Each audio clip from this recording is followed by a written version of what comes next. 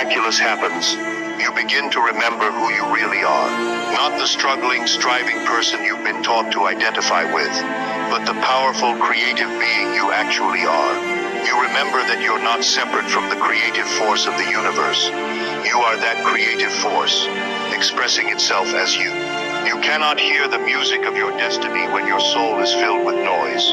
You cannot feel the movement of spirit when your hands are too busy trying to control every detail. But when you become still, deeply, deliberately still, something miraculous begins to stir. You begin to remember. You remember that you were never meant to chase. You were meant to become. Here's what seems impossible, but is absolutely true. Stillness is not passivity. It's not weakness. It's not giving up or checking out. Stillness is power restrained, awareness uncluttered, presence untouched by the distractions of the world. It's in this stillness that imagination becomes clear, that the inner voice is heard, and that the invisible world begins to shape the visible.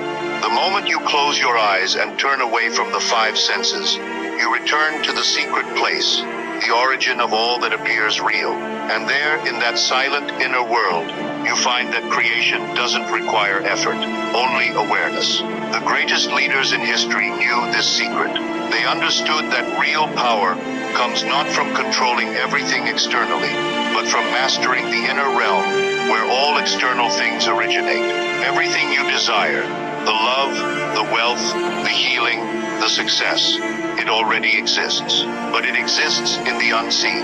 To touch it, to claim it, you must become still enough to see it in your mind and feel it in your soul. You cannot attract what you have not. First become in spirit. And becoming is not achieved through action, but through surrender. Surrender to the silence, to the knowing that what is truly yours is already yours. Most people are trying to attract their desires from a state of lack.